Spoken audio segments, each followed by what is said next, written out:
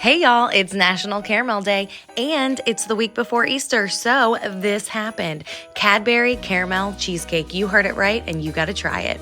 First, you're gonna need a pan just like this one.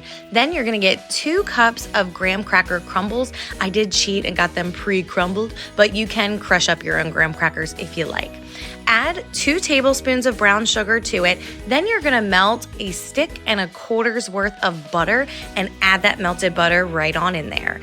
Gently with a fork or a rubber spatula, mix it all together so that it's combined really well. Then you're gonna throw that in your pan and press it down firmly. Use your hand, it's easier, to the bottom and to the sides. When it's done, it should look like this, and then you're gonna preheat your oven to 325 and throw it in for 5 minutes. Don't let that baby burn. I do put some aluminum foil around the bottom too, just in case the butter decides to melt on out. Now it's time to make that delicious filling. You're gonna need 2 blocks of cream cheese. I do use the one with less fat in it, 1 cup of sugar, 2/3 cup of sour cream, and 1.5 tablespoons of vanilla extract. Pop in a little bit of salt. You don't really have to measure it. And then you're gonna blend all that together. I just sped this part up for you so you don't have to watch the tedious process.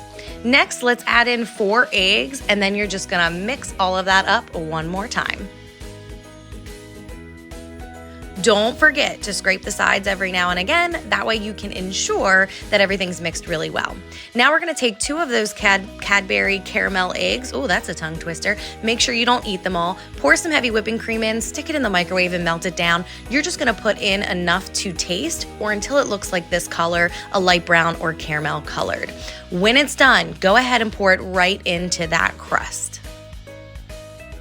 And now it's time to add our caramel. So I did not hand make my caramel sauce this time. Sorry guys, I love this brand. So I just poured it all over top without any rhyme or reason. And then to make a pretty decoration, you're just gonna take a fork and gently guide it over the top until you get it to where you want it. And there it is. You're gonna pop it in the oven with some water at the bottom to prevent cracking for about 1 hour and 15 minutes. Now mine stayed in 10 minutes too long, so it shouldn't be this golden all over, just around the sides. But after it sits for 10 minutes, use a knife to gently pull it from the pan. That way when it's shrinking down, it doesn't crack like mine did. After 2 hours of sitting, you're gonna throw it in the fridge for 6 hours or overnight. And then you can go ahead and take that pan off and we're gonna make our decoration. And that's just heavy whipping cream with some powdered sugar to taste. And what I did is I added more of that caramel sauce because it's so good. And I wanted to give my whipped cream a nice little extra flavor. Make sure you whip it good until you get those stiff peaks. Next, I did take that caramel sauce once more and drizzled it over top just to make a pretty decoration. Cut up these eggs and look at this masterpiece. It is absolutely so good. If you love caramel, if you love sugar, you're gonna love this. Happy Easter, guys. Hope you enjoy. If you're loving what you're seeing, please make sure that you subscribe.